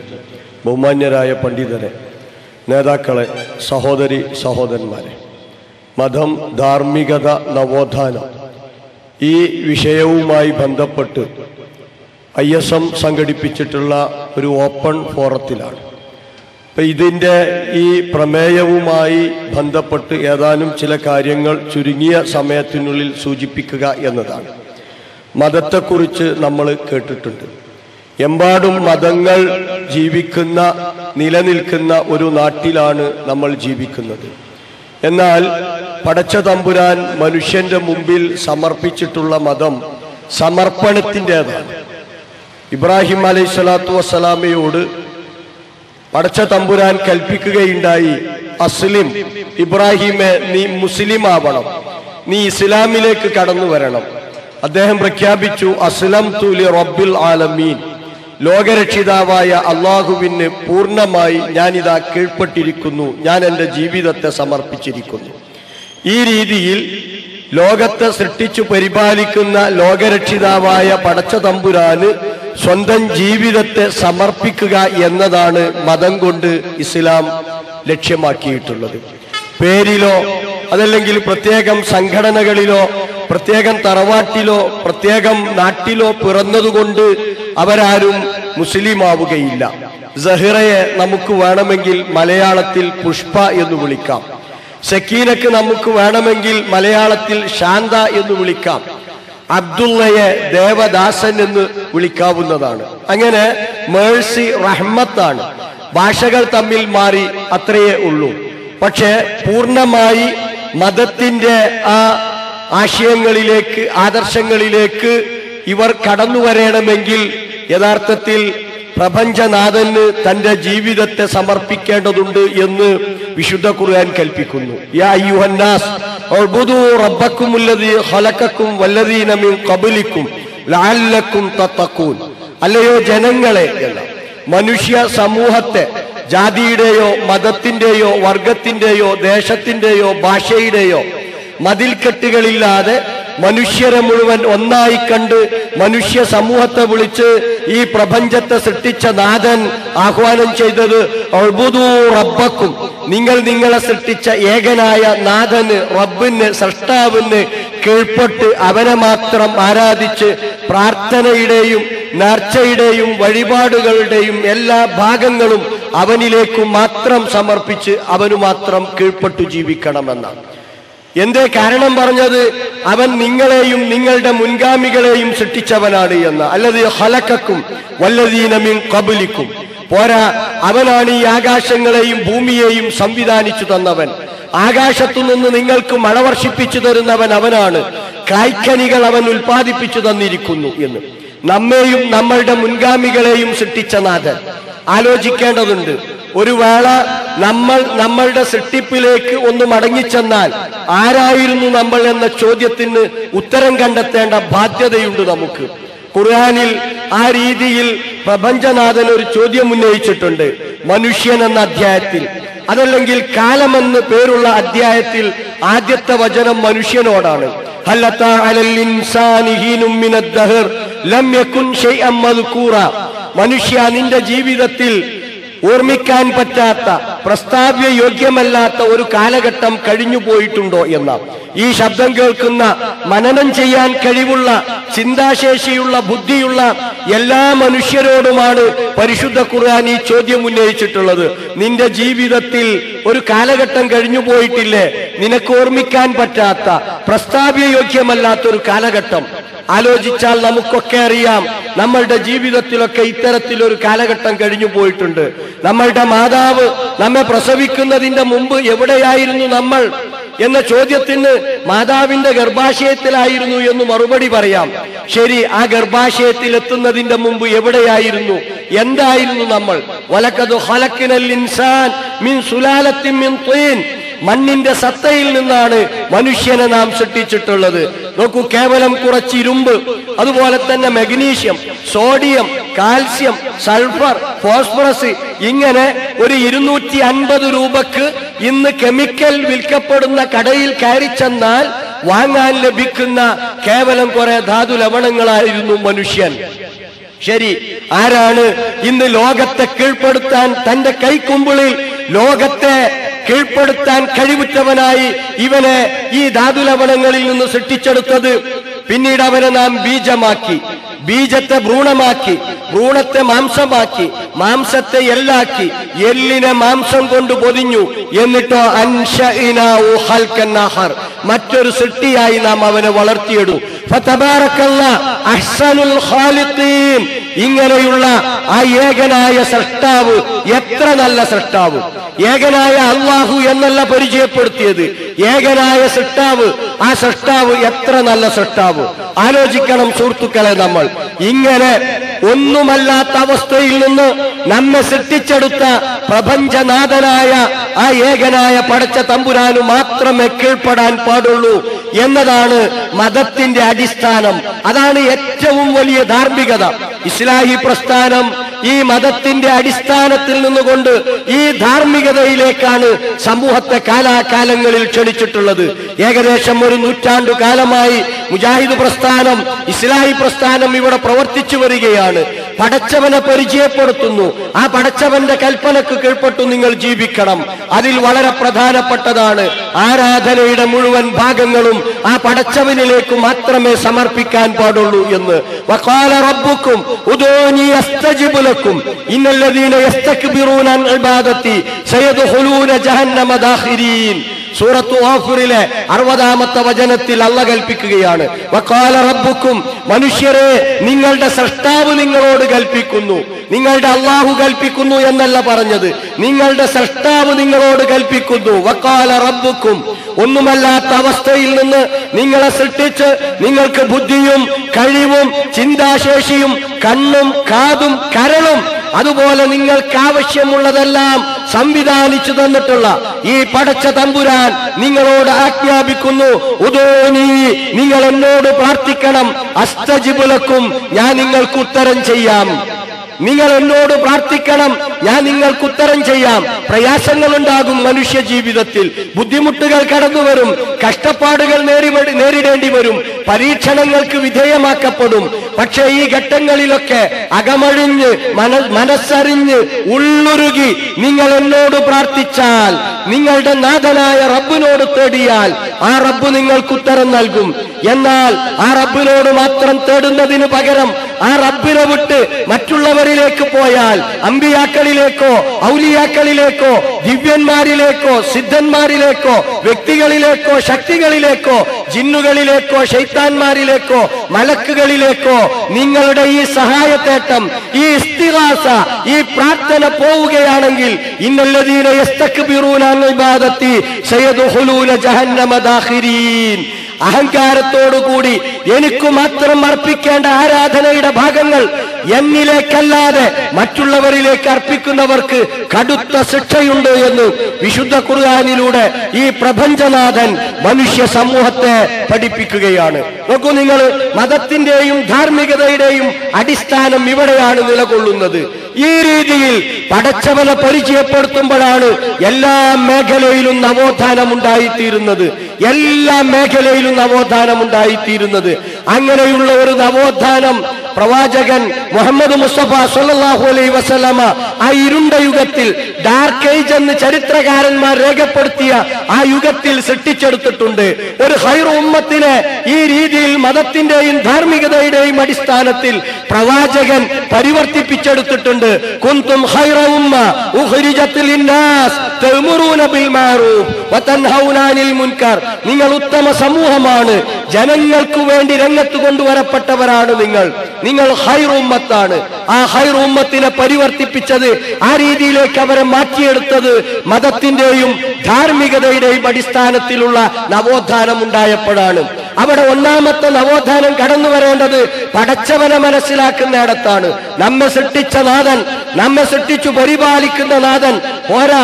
അല്ലദീ ജഅല ലക്കുമുൽ അർള ഫിറാശ വസ്സമാഅ ബിനാഅ, നോക്കൂ നിങ്ങൾ, ആകാശത്തൊരെടുപ്പെന്ന വണ്ണം സംവിധാനിച്ചു തന്ന പടച്ച തമ്പുരാൻ പോരാ, ഈ ഭൂമിയെ നിങ്ങൾക്കൊരു വിരിപ്പെന്ന പോലെ സംവിധാനിച്ചു സൃഷ്ടിച്ചു നിങ്ങൾക്ക് കീഴ്പ്പെടുത്തി തന്ന പടച്ച തമ്പുരാൻ. ഭൂമി എടുത്തു നോക്കൂ നിങ്ങൾ, ആവശ്യമുള്ളതൊക്കെ കുഴിച്ചെടുക്കാം, ആവശ്യമില്ലാത്തതെല്ലാം കുഴിച്ചിടാം. ശുദ്ധജലം വേണോ, സ്വർണം വേണോ, ഇന്ധനം വേണോ, ഇരുമ്പ് വേണോ, എല്ലാം ഭൂമിയിലുണ്ട്. നിങ്ങൾക്ക് കുഴിച്ചെടുത്ത ഭൂമിയിൽ നിന്ന് അല്ലാഹു സംവിധാനിച്ചിട്ടുണ്ട്. നമുക്ക് ഉപദ്രവകരമായി തീരുന്ന എന്തും ഭൂമിയിൽ അടക്കം ചെയ്യാം. ആരാണ് സഹോദരന്മാരെ, സുഹൃത്തുക്കളെ, ഈ ഭൂമിയെ ഈ വിധത്തിൽ സംവിധാനിച്ചത്? എത്ര നിലകൾ വേണമെങ്കിലും കെട്ടിപ്പൊക്കാം ഈ ഭൂമിയിൽ. നമുക്ക് ആവശ്യമുള്ളതെല്ലാം കുഴിച്ചിട്ട് നമ്മൾക്ക് ഉൽപ്പാദിപ്പിച്ചെടുക്കാൻ സാധിക്കുന്ന വിധത്തിൽ ഈ ഭൂമിയെ സംവിധാനിച്ചവൻ, ആകാശത്തെ, നമ്മളുടെ തലക്ക് മുകളിലുള്ള ഈ അന്തരീക്ഷത്തെ, സൂര്യനും ചന്ദ്രനും നക്ഷത്രങ്ങളും കോടിക്കണക്കിന് ഗാലക്സികൾ, അനന്തമജ്ഞാതം അവർണ്ണനീയം, ഈ ലോകഗോളം തിരിയുന്ന മാർഗം, അതിലെങ്ങാണ്ടൊരിടത്തിരുന്ന് കാണുന്ന മർത്യൻ കഥയെന്തറിവൂ. കവി ചോദിച്ചതുപോലെ അനന്തമായ ഈ ആകാശത്തെ, ഈ അണ്ടകടാഹങ്ങളെ സൃഷ്ടിച്ചു പരിപാലിക്കുന്ന ആ പടച്ച തമ്പുരാനുണ്ടല്ലോ, ആ റബ്ബിനോട് മാത്രമേ പ്രാർത്ഥിക്കാൻ പാടുള്ളൂ. വൈദാ സഅലക ഇബാദി അന്നി ഫഇന്നി ഖരീബ് ഉജീബു ദഅവത്തദ് ദാഇ ഇദാ ദഅനി ഫല്യസ്തജീബൂ ലി വൽയുമിനൂ ബി ലഅല്ലഹും യർഷുദൂൻ. പ്രവാചകരെ, എന്റെ അടിമകൾ എന്നെക്കുറിച്ച് താങ്കളോട് ചോദിച്ചാൽ നീ അവർക്ക് പരിചയപ്പെടുത്തി കൊടുക്കണം. അള്ളാഹുവിനെ കുറിച്ച്, ആ പ്രപഞ്ച സൃഷ്ടാവിനെ കുറിച്ച് അവർ ആരാധിക്കേണ്ട വണങ്ങേണ്ട, ജീവിതത്തെ സമർപ്പിക്കേണ്ട ആ നാഥനെ കുറിച്ച് എന്റെ അടിമകൾ മനുഷ്യർ നിന്നോട് ചോദിച്ചാൽ നീ അവർക്ക് പറഞ്ഞു കൊടുക്കണം. എന്താ പറഞ്ഞു കൊടുക്കേണ്ടത്? ഫൈന്നി ഖരീബ്, ഞാൻ അവരുടെ സമീപസ്ഥനാണ്. നഹ്നു അഖ്റബു ഇലൈഹി മിൻ ഹബ്ലിൽ വരീദ്, അവന്റെ ജീവനാടിയേക്കാൾ, കണ്ടനാടിയേക്കാൾ അവനോട് അടുത്തവനാണ് ഞാൻ. പോരാ, നഹ്നു, അവന്റെ മനസ്സു മന്ത്രിക്കുന്നതും അവന്റെ ഖായിനത്തുൽ അയ്യുൻ, കണ്ണിന്റെ കട്ടുനോട്ടം പോലും അറിയുന്നവനാണ് ഞാൻ. ആ രീതിയിൽ സദാ അവനെ നിരീക്ഷിക്കുന്ന, അവന്റെ എല്ലാ കാര്യങ്ങളും അറിയുന്ന, അവനോട് ഏറ്റവും അടുത്തു നിൽക്കുന്ന അങ്ങനെയുള്ള എന്നെ നീ പരിചയപ്പെടുത്തി കൊടുക്കണം. പോരാ, അതോടൊപ്പം അവർക്ക് നീ പറഞ്ഞു കൊടുക്കേണ്ടത്, വിശദീകരിച്ചു കൊടുക്കേണ്ട മറ്റൊരു കാര്യം എന്താണ്? എന്നോട് പ്രാർത്ഥിക്കുന്നവന്റെ പ്രാർത്ഥനയ്ക്ക് ഞാൻ ഉത്തരം നൽകും. എന്നോട് പ്രാർത്ഥിക്കുന്നവന്റെ പ്രാർത്ഥനയ്ക്ക് ഉജീബു ദഅവത ദാഇ ഇദാ ദഅാനി, എന്നോട് പ്രാർത്ഥിക്കുന്നവന്റെ പ്രാർത്ഥനയ്ക്ക് ഞാൻ ഉത്തരം നൽകും. അതുകൊണ്ട് ഫൽയസ്തജീബൂലി വൽയുമിനൂ ബി, അവരെന്റെ ആഹ്വാനം ഉൾക്കൊള്ളട്ടെ, അവർ എന്നിൽ വിശ്വസിക്കട്ടെ, അവർ നേർമാർഗം പ്രാപിച്ചേക്കാം. എന്നോട് പ്രാർത്ഥിക്കുന്നവന്റെ പ്രാർത്ഥനയ്ക്ക് ഞാൻ ഉത്തരം നൽകും. പടച്ചവനല്ലാത്ത മറ്റേതൊരു പടപ്പിനോട് പ്രാർത്ഥിച്ചാലും പടച്ചവൻ ഉത്തരം ചെയ്യുകയില്ല എന്ന് വിശുദ്ധ ഖുർആൻ തീർത്തു പറയുന്നു. മനുഷ്യ സമൂഹത്തെ അത് പഠിപ്പിക്കുന്നു. അമ്പിയാക്കളാണെങ്കിലും ഔലിയാക്കളാണെങ്കിലും ദിവ്യന്മാരാണെങ്കിലും സിദ്ധന്മാരാണെങ്കിലും ഏതൊക്കെ ശക്തികളോ വ്യക്തികളോ ആവട്ടെ, അവരോടൊന്നും തേടിയാൽ അവരാരും ഉത്തരം ചെയ്യുകയില്ല. മാത്രവുമല്ല, അത്തരത്തിലുള്ള തേട്ടം അങ്ങേയറ്റത്തെ അധർമ്മമാണ്, അത് നവോത്ഥാനത്തിന് വിരുദ്ധമാണ്, ധാർമ്മികതക്കെതിരാണ് എന്നും വിശുദ്ധ ഖുർആൻ പഠിപ്പിക്കുന്നു. വമൻ നവല്ലു മിമ്മൻ യദഉ മിൻ ദൂനില്ലാഹ് മൻ ലാ യസ്തജീബു ലഹു ഇലാ യൗമിൽ ഖിയാമ വഹും അൻ ദുആഇഹിം ഗാഫിലൂൻ. വമൻ നവല്ല്, അങ്ങേയറ്റം പിഴച്ചു പോയവനാരുണ്ട്. മിമ്മൻ യദഉ, അവൻ വിളിച്ചു തേടുന്നു, അവൻ വിളിച്ചു പ്രാർത്ഥിക്കുന്നു. മിൻ ദൂനില്ലാഹ്, പടച്ചവന് പുറമെ, പടച്ചവനോട് തേടുന്നുണ്ട്, പക്ഷേ പടച്ചവന് പുറമെ, സൃഷ്ടിച്ച നാഥന് പുറമെ മറ്റുള്ള പല ശക്തികളോടും അവൻ തേടുന്നു. എന്താണ് ആ ശക്തികളുടെ പ്രത്യേകത? മല്ലാ യസ്തജീബു ലഹു ഇലാ യൗമിൽ ഖിയാമ, അന്ത്യദിനം വരെ ഉത്തരം ചെയ്യാൻ സാധിക്കാത്ത ശക്തികളോട്. അതിൽ അമ്പിയാക്കൾ പെടും, ഔലിയാക്കൾ പെടും, ജിന്ന് പെടും, ശൈത്താൻ പെടും എന്ന് മുഫസ്സിറുകൾ കൃത്യമായി രേഖപ്പെടുത്തിയിട്ടുണ്ട്. അത്തരത്തിലുള്ള ശക്തികളോട് വിളിച്ചു തേടുന്നത് അങ്ങേയറ്റത്തെ അധർമ്മമാണ്, അങ്ങേയറ്റത്തെ വഴികേടാണ്. വഹും അൻ ദുആഇഹിം ഗാഫിലൂൻ, ഇവരുടെ പ്രാർത്ഥനയെ തൊട്ട് അവർ അശ്രദ്ധരുമാണ്. പോരാതിനക്കപ്പുറം വൈദാ ഹുശിറന്നാസ് കാനൂ ലഹും മഅദാൻ വകാനൂ ബിഇബാദതിഹിം കാഫിരീൻ. കാനൂലഹും മഅദാൻ, നാളെ പരലോകത്തിൽ ജനങ്ങൾ ഒരുമിച്ചു കൂട്ടപ്പെട്ടാൽ മനുഷ്യർ പടച്ചവന് പുറമെ ആരൊക്കെ വിളിച്ചു തേടിയിട്ടുണ്ടോ അവരെല്ലാം ഈ വിളിച്ചു തേടിയവരുടെ ശത്രുക്കളായി തീരുമെന്ന് വിശുദ്ധ ഖുർആൻ പഠിപ്പിച്ചു തരുന്നു. അതിനുമപ്പുറം വകാനൂ ബിഇബാദതിഹിം കാഫിരീൻ, അവർ ഇവർക്ക് നടത്തിയ ഇബാദത്തിനെ, ആരാധനയെ, പൂജയെ, പ്രാർത്ഥനയെ, ആ ഇസ്തിഗാസയെ, ആ ഇസ്തിആനത്തിനെ അവർ നിഷേധിക്കുകയും ചെയ്യും. വകാനൂ ബിഇബാദതിഹിം കാഫിരീൻ. ഖുർആൻ വളരെ കൃത്യമായി സമൂഹത്തിന്റെ മുമ്പിൽ വെക്കുന്നു. നോക്കൂ നിങ്ങൾ, ഇസ്ലാഹി പ്രസ്ഥാനം പ്രഥമമായി സമൂഹത്തെ ബോധ്യപ്പെടുത്തിയത് ഇത്തരത്തിൽ പടച്ച തമ്പുരാന് കീഴ്പ്പെട്ടു ജീവിക്കണമെന്നതാ. എന്റെ ഇസ്ലാഹി പ്രസ്ഥാനം ഈ രീതിയിൽ സമൂഹത്തിന് പരിചയപ്പെടുത്തി കൊടുക്കാൻ കാരണം പ്രവാചകന്മാരുടെ ചര്യാത. ഇരുണ്ട യുഗത്തിലെ സമൂഹത്തെ പരിവർത്തിപ്പിച്ചെടുക്കാൻ പ്രവാചകൻ കാണിച്ച മാർഗമത റബ്ബിനെ പരിചയപ്പെടുത്തി കൊടുത്തു. ആ റബ്ബിനോട് മാത്രമേ നിങ്ങളുടെ പ്രാർത്ഥനകൾ നടത്താൻ പാടുള്ളൂ. വൈബിയായ വിധത്തിൽ കാര്യകാരണ ബന്ധങ്ങൾക്ക് അതീതമായി നിങ്ങളുടെ സഹായത്തേട്ടം മുഴുവൻ, ഇസ്തിഗാസ മുഴുവൻ നിങ്ങൾ സമർപ്പിക്കേണ്ടത് പടച്ച തമ്പുരാനിലേക്ക് മാത്രമാണ്. ഇയ്യാക നഅ്ബുദു വഇയ്യാക നസ്തഈൻ, നിന്നെ മാത്രമേ ഞങ്ങൾ ആരാധിക്കുകയുള്ളൂ, നിന്നോട് മാത്രമേ ഞങ്ങൾ സഹായം തേടുകയുള്ളൂ എന്ന പ്രഖ്യാപനം പ്രവാചകൻ മുഹമ്മദ് മുസ്തഫ സല്ലല്ലാഹു അലൈഹി വസല്ലമ ആ സമൂഹത്തിന്റെ ജീവിതചര്യയായി അവർ മാറ്റിയെടുക്കുന്ന വിധത്തിൽ അവരെ പരിവർത്തിപ്പിച്ചു. ഈ ഒരു പരിവർത്തനത്തിലൂടെയാണ് അവർക്ക് നവോത്ഥാനമുണ്ടായത്. ഇതുതന്നെയാണ് മുജാഹിദ് പ്രസ്ഥാനവും സമൂഹത്തിൽ നിർവഹിച്ചു കൊണ്ടിരിക്കുന്നത്. പക്ഷേ ഖേദകരമെന്ന് പറയട്ടെ, മുജാഹിദ് പ്രസ്ഥാനം രൂപീകൃതമായി കേരള ജംഇയ്യത്തുൽ ഉലമ രൂപീകൃതമായി പിൽക്കാലത്ത് പിന്നീട് സമസ്ത കേരള ജംഇയ്യത്തുൽ ഉലമയുണ്ടായി. സമസ്ത കേരള ജംഇയ്യത്തുൽ ഉലമയുടെ ഉസ്താദുമാർ സമൂഹത്തിലേക്ക് പകർന്നുകൊടുത്തത് ഈ ധാർമ്മികതക്കും നവോത്ഥാനത്തിനും വിരുദ്ധമായിട്ടുള്ള ആശയങ്ങളായിരുന്നു. അവരുടെ ഉസ്താദുമാർ സമൂഹത്തെ പഠിപ്പിച്ചത് ഏകനായ പടച്ചവനോടൊപ്പം, ഏകനായ സൃഷ്ടാവിനോടൊപ്പം നിങ്ങൾക്ക് പടപ്പുകളോട് തേടാം, അമ്പിയാക്കളോടും ഔലിയാക്കളോടും തേടാം. അത് അവരോടുള്ള സഹായത്തേട്ടമാണ്. പടച്ചവൻ അവർക്ക് കൊടുത്ത കഴിവിൽ നിന്ന് ചോദിക്കലാണ്. അതിന് യാതൊരു കുഴപ്പവുമില്ല എന്ന രീതിയിൽ സമൂഹത്തെ അവർ പഠിപ്പിക്കുകയുണ്ടായി. എന്നാൽ ഇത് പൂർണ്ണമായി ഇസ്ലാമിന് വിരുദ്ധമാണ്. ഇസ്തിഗാസ, സഹായത്തേട്ടം എന്ന് പറയുന്ന ഈ പദം പരിശുദ്ധ ഖുർആൻ പരിചയപ്പെടുത്തിയിട്ടുണ്ട്. സാധാരണ മനുഷ്യരുടെ കഴിവിൽപ്പെട്ട കാര്യങ്ങൾ പരസ്പരം ചോദിക്കുന്നതിനും പരസ്പരം സഹായിക്കുന്നതിനും അറബി ഭാഷയിൽ ഇസ്തിഗാസ എന്ന് പറയും, സഹായത്തേട്ടം എന്ന് പറയും. എന്നാൽ അതേ രീതിയിൽ തന്നെ പടച്ച തമ്പുരാനിലേക്ക് മാത്രം സമർപ്പിക്കേണ്ട പ്രാർത്ഥനയുണ്ട്. ആ പ്രാർത്ഥനക്കും വിശുദ്ധ ഖുർആൻ ഇസ്തിഗാസ എന്നാണ് പേരിട്ട് നൽകിയിട്ടുള്ളത്. സൂറത്ത് അൻഫാലിലെ 9-ാമത്തെ വചനം പരിശോധിച്ചു നോക്കൂ നിങ്ങൾ. ബദർ യുദ്ധത്തിന്റെ രംഗമുണ്ട്. മുസ്ലിങ്ങളെ മുളയിലെ നുള്ളണം എന്ന ആ ബോധത്തോടുകൂടി മുസ്ലിങ്ങൾക്കെതിരിൽ സകലവിധ മർദ്ദനമുറകളും ഉപയോഗപ്പെടുത്തിയിട്ടുള്ള ഖുറൈശി പ്രമുഖന്മാർ അവർ ഒരു യുദ്ധത്തിന്റെ വക്കിലാണ്. പ്രവാചകനെതിരെ 300-ലധികം വരുന്ന പ്രവാചകനും അനുയായികളും. എന്നാൽ ആ പ്രവാചകന്റെ ശത്രുക്കൾ, മുസ്ലിങ്ങളുടെ ശത്രുക്കൾ, അബൂജഹലിന്റെ നേതൃത്വത്തിലുള്ള 1000-ലധികം വരുന്ന സർവായുധ സജ്ജരായ ആ പടക്ക് മുമ്പിൽ പിടിച്ചു നിൽക്കാൻ പടച്ച തമ്പുരാനോട് നടത്തിയിട്ടുള്ള പ്രാർത്ഥനയുണ്ട് ചരിത്രത്തിൽ.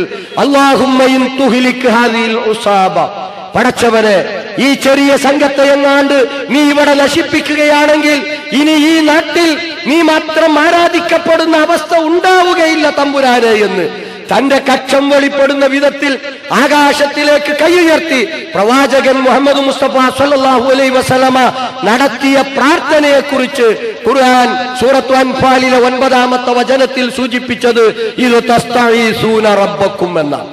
ഇത് തസ്തഈസൂന റബ്ബക്കും, നിങ്ങൾ നിങ്ങളുടെ റബ്ബിനോട് ഇസ്തിഗാസ നടത്തിയ സന്ദർഭം, സഹായം തേടിയ സന്ദർഭം, പ്രാർത്ഥിച്ച സന്ദർഭം. ഫസ്തജാബ ലക്കും അന്നീ മുമിദ്ദുക്കും ബിഅൽഫിൻ മിനൽ മലായികത്തി മുർദിഫീൻ. അപ്പോൾ ആ റബ്ബ് നിങ്ങൾക്ക് മറുപടി നൽകി.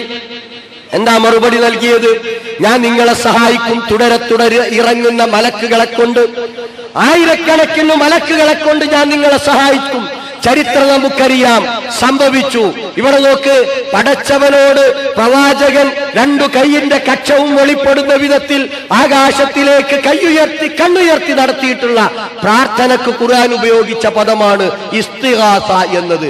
ഈ ഇസ്തിഗാസ, ഈ സഹായത്തേട്ടം, വൈബിയായിട്ടുള്ള ഈ സഹായത്തേട്ടം പടച്ചവനല്ലാത്ത ഒരു ശക്തിയിലേക്കും നടത്താൻ പാടില്ല എന്നാണ് മതത്തിന്റെ, ധാർമ്മികതയിൽ അധിഷ്ഠിതമായിട്ടുള്ള മതത്തിന്റെ 1-ാമത്തെ സന്ദേശം.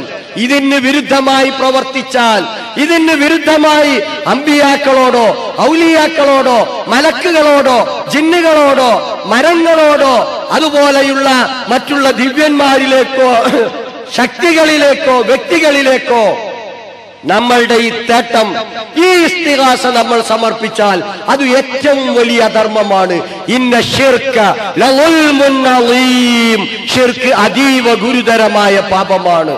ആ ശിർക്ക് ജീവിതത്തിൽ വന്നാൽ ഹറമല്ലാഹു അലൈഹിൽ ജന്ന, സ്വർഗം പടച്ചവൻ അവന് ഹറാമാക്കും, അവന് നിഷിദ്ധമാക്കുമെന്ന് ഖുർആൻ മുന്നറിയിപ്പ് നൽകുന്നു. വലഖദൂഹിയ ഇലൈക വഇലല്ലദീന മിൻ ഖബ്ലിക ലഇൻ അശ്റക്ത ലയഹ്ബതന്ന അമലുക.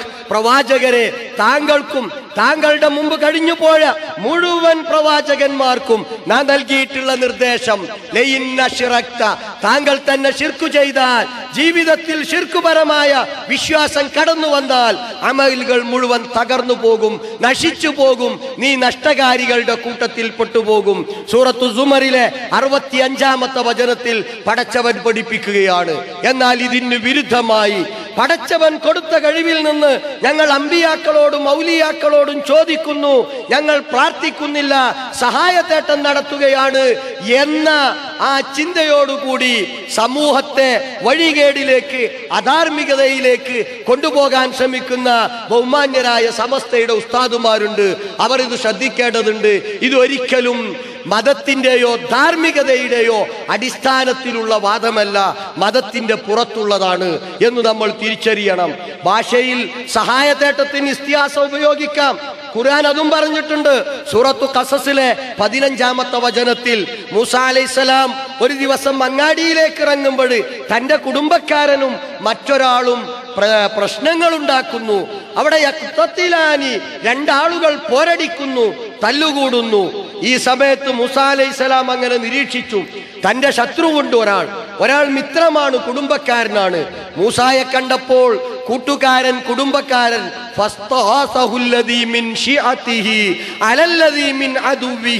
തന്റെ കക്ഷിയിൽപ്പെട്ടവൻ ശത്രുവിനെതിരെ മൂസാ അലൈഹിസ്സലാമിയോട് ഇസ്തിഗാസ നടത്തി എന്നാ പറഞ്ഞിട്ടുള്ളത്. ഏതാണ് ആ സഹായത്തേട്ടം? മൂസ, എന്നെ ഒന്ന് സഹായിക്കണം, ഇവൻ എന്നെ ഉപദ്രവിക്കുന്നു.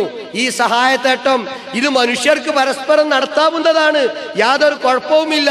ഇതിനും ഖുർആൻ ഇസ്തിഗാസ എന്ന് തന്നെയാ പറഞ്ഞിട്ടുള്ളത്. എന്നാൽ വൈബിയായ വിധത്തിൽ ഗുണമോ ദോഷമോ പ്രതീക്ഷിച്ചുകൊണ്ട് നമ്മൾ നടത്തേണ്ട സഹായത്തേട്ടം മുഴുവനും പടച്ച തമ്പുരാനിൽ നിന്നു മാത്രമേ പാടുള്ളൂ എന്നതാണ് ഇസ്ലാഹി പ്രസ്ഥാനം ധാർമ്മികതയുടെ അടിത്തറയായി സമൂഹത്തെ പഠിപ്പിച്ചിട്ടുള്ളത്. ആ ധാർമ്മികതയിൽ നിന്നുകൊണ്ട് മുന്നോട്ട് പോകുമ്പോഴാണ് എല്ലാം അറിയുന്ന പടച്ച തമ്പുരാന് കീഴ്പ്പെട്ട് ജീവിക്കാൻ അവന് സാധിക്കുക. നോക്കൂ, വൈബറിയുന്നവൻ അല്ല മാത്രമാണ്. പ്രവാചകനോട് പ്രഖ്യാപിക്കാൻ പരിശുദ്ധ ഖുർആൻ ആഹ്വാനം ചെയ്യുന്നു. സൂറത്തു നംലിലെ വചനം 65-ാമത്തെ വചനം. ഖുൽ, പ്രവാചകരെ പ്രഖ്യാപിക്കുക, ലാ യഅലമു മൻ ഫിസ് സമാവാതി വൽ അർള് അൽ ഗൈബ ഇല്ലല്ലാഹ് വമാ യശ്ഉറൂന അയ്യാന യുബഅസൂൻ. പ്രവാചകരെ പറയുക, ലാ യഅലമു, അറിയുകയില്ല, മൻ ഫിസ് സമാവാത്, ആകാശങ്ങളിലുള്ള ആർക്കും അതുപോലെ തന്നെ ഭൂമിയിലുള്ള ആർക്കും അറിയില്ല, അൽ ഗൈബ, ഗൈബിനെ, ഇല്ലല്ലാഹ്, പടച്ചവനല്ലാത്ത മറ്റാർക്കും അറിയുകയില്ല. നോക്കൂ നിങ്ങൾ, പടച്ചവനു മാത്രമേ വൈബറിയുകയുള്ളൂ. പ്രവാചകനോട് പ്രഖ്യാപിക്കാൻ പടച്ചവൻ പ്രവാചകനോട് ആഹ്വാനം നടത്തുകയാണ്. അവർക്ക് എന്നാണ് അവർ പുനർജീവിപ്പിക്കപ്പെടുക എന്ന് പോലും അറിയുകയില്ല. എന്നാൽ ഒരുപാട് ശക്തികൾക്ക്, വ്യക്തികൾക്ക്, അമ്പിയാക്കൾക്കൊക്കെ വൈബറിയും, ജിന്നുകൾക്ക് വൈബറിയും. അതുകൊണ്ട് അവരെ ആരാധിക്കുകയും അവരെ പൂജിക്കുകയും ഒക്കെ ചെയ്താൽ, അവരോട് ഇത്തരത്തിലുള്ള ഇസ്തിഗാസ നടത്തിയാൽ അവരൊക്കെ നമുക്ക് വൈബറിയിച്ചു തരുമെന്ന രീതിയിൽ മതത്തിന് വിരുദ്ധമായ, ധാർമ്മികതയ്ക്ക് വിരുദ്ധമായിട്ടുള്ള, നവോത്ഥാനത്തിനെതിരായിട്ടുള്ള ജൽപ്പനങ്ങൾ സമൂഹത്തിൽ പ്രചരിപ്പിക്കുന്ന ആളുകളുണ്ട്. നോക്കൂ നിങ്ങൾ, പ്രവാചകനെ വിളിച്ച് പറയാൻ അള്ളാന്റെ റസൂലിനോട് അള്ള കൽപ്പിച്ചതെന്താ? ഖുൽ, പ്രവാചകരെ പ്രഖ്യാപിക്കണം, ലാ അംലികു ലിനഫ്സി നഫ്അൻ വലാ ദർറ ഇല്ലാ മാ ഷാ അല്ലാഹ് വലൗ കുൻതു അഅലമുൽ ഗൈബ് ലസ്തക്സർതു മിനൽ ഖൈർ വമാ മസ്സനി അസ്സൂ. സൂറത്തു അഅറാഫിലെ 188-ാമത്തെ വചനം.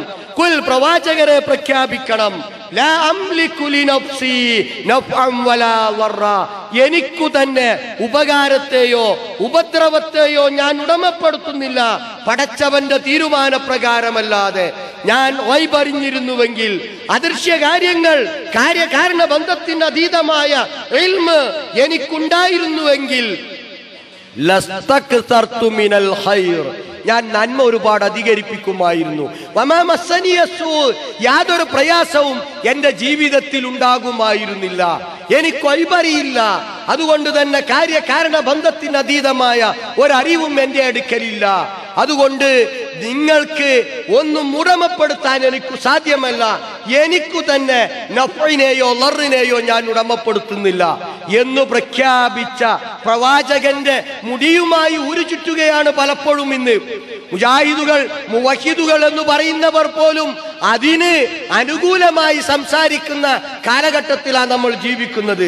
ഒരു മുടി സൂക്ഷിക്കാൻ വേണ്ടി കോടികളുടെ പള്ളി ആവശ്യമുണ്ടോ? പള്ളിയെടുക്കാൻ പടച്ചവൻ കൽപ്പിച്ചിട്ടുണ്ട്.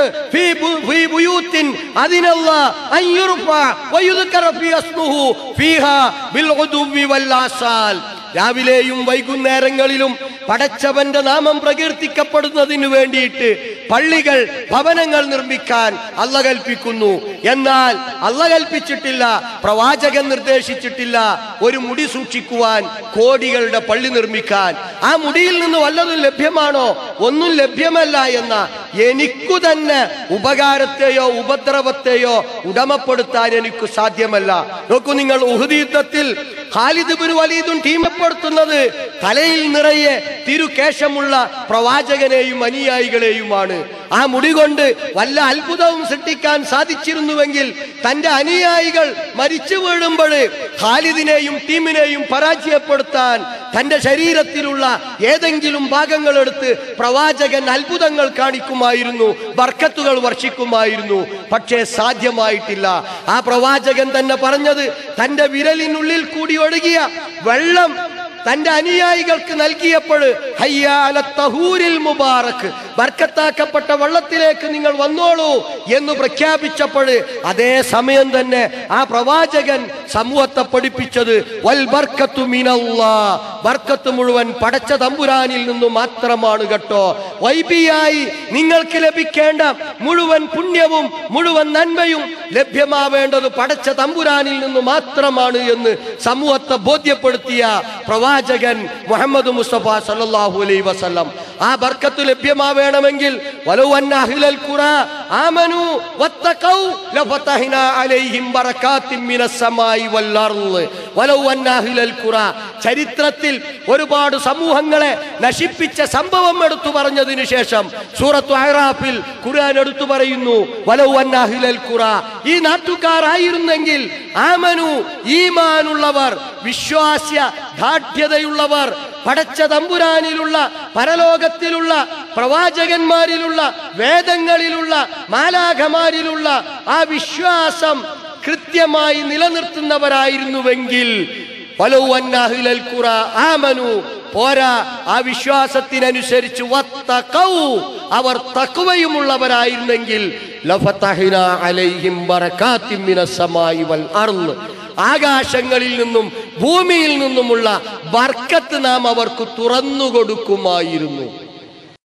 പരിശോധിച്ചത് സാധാരണഗതിയിൽ പ്രപഞ്ച നിയമത്തിൽ സംഭവിക്കാത്തൊരു കാര്യമാണ്. പക്ഷേ ഒരല്പമിരുന്ന് ആലോചിച്ചാൽ അതിനെന്തിത്ര പുതുമ. ഒരണ്ഡമുണ്ടായിരുന്നു അവിടെ, അതിലേക്ക് റൂഹിനെ സന്നിവേശിപ്പിച്ചു. ആ റൂഹിന്റെ പ്രവേശത്തോടു കൂടി അത് വളരാൻ തുടങ്ങി, കുഞ്ഞായി രൂപാന്തരപ്പെട്ടു. ഒരസംഭവ്യതയില്ല. ഇടയ്ക്കൊന്ന് ചോദിച്ചോട്ടെ ഞാൻ, ഇതൊരു തെളിവായി എടുത്തിട്ട് ഇനി ഏതെങ്കിലും പെണ്ണിന് പറയാൻ പറ്റുമോ? എങ്ങനെയാടി നിനക്ക് ഗർഭമുണ്ടായി? അതാണ്ട് ഉണ്ടായി. എങ്ങനെ? നിങ്ങൾക്ക് ഇത് വിശ്വസിക്കാൻ വയ്യ, ഈശാനബി ഉണ്ടായത് നിങ്ങൾക്ക് വിശ്വസിക്കാം, അതുപോലെ ഇത് പറയാൻ പറ്റുമോ? പറ്റൂല. നമ്മുടെ നാട്ടിലെ പല വയലുകളും ഇങ്ങനെയാ. അതങ്ങനെ ഉണ്ടായില്ല, അതുകൊണ്ട് ഇയാൾക്ക് ഉണ്ടായി, അതങ്ങനെ ഉണ്ടായില്ല, ഇവിടെ ഉണ്ടായി, ഇതാ നമ്മുടെ നാട്ടിലെ വയൽ. അങ്ങനെ പറയാൻ പാടില്ല, വിവരക്കേടാണത്. മൂസാ നബി അലൈഹി ഇസ്ലാമിന് ഒരു വടി ഉണ്ടായിരുന്നു. ആ വടി എപ്പോഴും പാമ്പാവാറില്ല. അങ്ങനെയാണെങ്കിൽ മൂസാ നബി അതുകൊണ്ട് കുടുങ്ങുമായിരുന്നു. അത് കടിച്ചിട്ട് ഈ വടി പാമ്പായിക്കൂടെ എന്ന് പറയാമതല്ല. അത് ഓരോ സംഭവങ്ങളും, അസാധാരണ സംഭവങ്ങൾ ഒരിടത്ത് സംഭവിച്ചാൽ അത് അതുപോലത്തെ മറ്റൊരാൾക്ക് സംഭവിക്കുമെന്നത് വെറും ബടായി മാത്രം, അത് ഉണ്ടാവില്ല. അങ്ങനെയാണെങ്കിൽ ലോകത്തെ എല്ലാ പെണ്ണിനും, പിഴച്ച പെണ്ണിനും ന്യായീകരണം പറയാം, ഞങ്ങളൊക്കെ ഗർഭം മലക്കാണ്. എൻ്റെ സുഹൃത്തുക്കളെ വേദനിപ്പിക്കണമെന്ന് എനിക്കില്ല. പക്ഷെ ഞാൻ നിങ്ങളുടെ ചിന്തയ്ക്ക് വേണ്ടി ഒരു കാര്യം പറഞ്ഞോട്ടെ. അവരാരെങ്കിലും പറഞ്ഞോ മറിയമ്മിനോട് ഇത് ജിന്ന് കൂടിയതാന്ന്? ഞാൻ മുമ്പ് ഇത് പറയില്ലായിരുന്നു. പക്ഷെ വേദനയോടെ ഞാൻ പറയുന്നത്, വേദനയോടെ അഭിനയിക്കുകയല്ല ഞാൻ. നിങ്ങൾ ആലോചിക്കണം, അങ്ങനെ ഒരു ചോയ്സ് അവിടെ ബാക്കി ഉണ്ടായിരുന്നുവോ? അങ്ങനെ ഒരു സാഹചര്യം, ഒരു സ്ത്രീ ഗർഭിണിയായി മാറാൻ ഒരു ജിന്ന് അവളിൽ പ്രവേശിക്കുകയോ അവളെ ലൈംഗികമായി ബന്ധപ്പെടുകയോ ചെയ്യുക എന്നൊരു സാഹചര്യം ഉണ്ടായിരുന്നുവെങ്കിൽ അത് പറയാൻ ഏറ്റവും അർഹതപ്പെട്ട സമയമാണ് മറിയം അലൈഹി ഇസ്ലാമിൻ്റെതെന്നൊന്ന് ചിന്തിക്ക്. അവരാരും പറഞ്ഞില്ല, ഖുർആനും പറഞ്ഞില്ല, ആ സാധ്യത പോലും ആരും പറഞ്ഞില്ല. അങ്ങനെ ഒരു വിഷയമേ ഉത്ഭവിക്കുന്നില്ല. പിന്നെ എവിടുന്ന് കിട്ടി ഈ കെട്ടുകഥ? മനുഷ്യ സ്ത്രീകളുമായി ജിന്നുകൾ ബന്ധപ്പെടുക, എന്നിട്ട് അതിൽ കുഞ്ഞു ജനിക്കുക. ആരാടോ ഈ പെരുന്നുണ പ്രചരിപ്പിക്കാൻ നിങ്ങളെ ചുമതലപ്പെടുത്തിയത്? ആ പെരുന്നുണയും പേറി നടക്കുന്നവരോട് സ്നേഹപൂർവ്വം ചോദിക്കട്ടെ, ഈ മാറാപ്പ് ഒന്ന് ഇറക്കി വെക്കാൻ സമയമായില്ലേ? ഈ മാറാപ്പ് ഏതൊരന്ധവിശ്വാസത്തിനെതിരെയാണോ സലഫി പ്രസ്ഥാനം കേരളത്തിന് നഗരാന്തരങ്ങളിൽ ഗ്രാമാന്തരങ്ങളിൽ വയലും പിന്നെ പ്രബോധന പ്രവർത്തനവുമായി സാഹസപ്പെട്ടത്, അതേ അബദ്ധവിശ്വാസങ്ങൾ സമൂഹത്തിന്റെ മുന്നിൽ ശരിയാണെന്ന് പറഞ്ഞ് പാടുപെടുകയാണ് നിങ്ങൾ. എന്നിട്ട് അതിനെ ന്യായീകരിക്കാൻ മെനക്കെടുകയോ? ഒന്നാലോചിക്ക് സുബോധമുണ്ടെങ്കിൽ. ഈ സദസ്സിൽ ആ സുഹൃത്തുക്കളോട് സഹകരിക്കുന്നവരുണ്ടാവാം, എന്നെ വെറുക്കാണ്ടിരിക്കുക. നിങ്ങളുടെ മസ്തിഷ്കം മരവിച്ചിട്ടില്ലെങ്കിൽ ഈ ഒരു ചാൻസ്, ഈ സന്ദർഭത്തിൽ നിങ്ങൾ ആലോചിച്ച് നോക്കൂ. അങ്ങനെ ഒരു സാധ്യതയെപ്പറ്റി കണ്ടുകൂടായിരുന്നു? അവർക്ക് ചോദിക്കാമായിരുന്നില്ല മറിയമിനോട്, മറിയമേ ഏത് ജിന്നാടിയെന്ന്? അപ്പൊ പറഞ്ഞുകൂടായിരുന്നു ഇഫിരീത്താണെന്ന്? അങ്ങനെ ഒരു സാധ്യത ഇല്ല. ഖുർആൻ പറഞ്ഞിട്ടേ ഇല്ല, നബി സല്ലല്ലാഹു അലൈഹി വസല്ലം പറഞ്ഞിട്ടേ ഇല്ല. ഒരു പെണ്ണും പേടിക്കണ്ട, നിങ്ങളെ ഒരു ജിന്നും വ്യഭിചരിക്കില്ല. ഒരാണും ഭയപ്പെടണ്ട, നിങ്ങളൊക്കെ നിങ്ങളെ ബാപ്പാന്റെ മക്കളാ, ജിന്നിന്റെ മക്കളല്ല. നിങ്ങളാരും പേടിക്കണ്ട, നിങ്ങളെ മക്കൾ തന്നെയാണ്, അത് ജിന്നിന്റെ മക്കളല്ല. കുരുത്തക്കേട് കാണുമ്പോൾ എൻ്റെ തന്നെയാണോ എന്ന് വിചാരിക്കണ്ട, അത് അവനാൻ്റെ തന്നെ. വേദനയോടെ പറയട്ടെ, വേദനയോടെ. അപ്പോ മറിയം അലൈഹിസ്സലാം ഗർഭിണിയായി എന്ന് പറയുന്ന സന്ദർഭത്തെപ്പറ്റി ഖുർആൻ ഇത്ര പറഞ്ഞു തന്നു. ഇനി എന്താ പ്രസവത്തെ? അപ്പോഴവിടെ ഒരു സംശയമുണ്ടാവും, ഒരു ചോദ്യമുണ്ടാവും. അതെന്താ? ഇങ്ങനെ ഉണ്ടാവുന്ന ഒരു കുഞ്ഞിനെ ദൈവത്തിൻ്റെ പുത്രനാണെന്ന് വിശേഷിപ്പിച്ചുകൂടെ? പിതാവില്ല, ഒരു പെണ്ണ് ഗർഭിണിയാവുകയാണ് എങ്കിൽ അവിടെ നമുക്ക് ഇങ്ങനെ ഒരു ചാൻസ് പറഞ്ഞുകൂടെ, ദൈവത്തിൻ്റെ പുത്രനെന്ന്? പരിശോധിക്കുക, ബുദ്ധിമുട്ടൊന്നുമില്ലല്ലോ. ഇത് ഖുർആൻ കാണാതെ പോയെങ്കിൽ അയ്യോ ഖുർആൻ എന്ന് പറയേണ്ടിയിരുന്നു. ഖുർആൻ പറഞ്ഞു ഈ സാധ്യത, ഈ സംശയത്തിന് മറുപടി. ഇന്ന മസല ഈസ ഇൻദല്ലാഹി കമസലി ആദം ഖലഖഹു മിൻ തുറാബ് സുമ്മ ഖാല ലഹു കുൻ ഫയകൂൻ. ഈസാ നബി അലൈഹി ഇസ്ലാമിൻ്റെ ഉപമ എൻ്റെ പക്കൽ, അള്ളാൻ്റെ പക്കൽ ആദം അലൈഹി ഇസ്ലാമിൻ്റേത് പോലെയാണ്. ഖാല ലഹു കുൻ, ഉണ്ടാവൂ എന്ന് അള്ളാഹു കൽപ്പിച്ചു, ഫയകൂൻ, അതുണ്ടാവുകയും ചെയ്തു. എന്താ ഖുർആന്റെ വെല്ലുവിളി എന്നറിയോ, സമർത്ഥനം എന്നറിയോ? പിതാവില്ലാതെ ജനിച്ചതിൻ്റെ പേരിൽ ഈസാ നബി അലൈഹി ഇസ്ലാമിനെ ദൈവത്തിൻ്റെ പുത്രനാണെന്ന് നിങ്ങൾ വിശേഷിപ്പിക്കുന്നുവെങ്കിൽ ആ വിശേഷണത്തിന് ഒന്നാമത്തെ അർഹത ആദമിനാണോ? കാരണം ആദമിന് പിതാവുമില്ല മാതാവുമില്ലല്ലോ. എന്താണ് ഈ കിതാബ്? ഈ ബുദ്ധി കിതാബല്ലാതെ പറഞ്ഞുതരുമോ? ഈ ന്യായം, ഈ സത്യം, ഈ തത്വം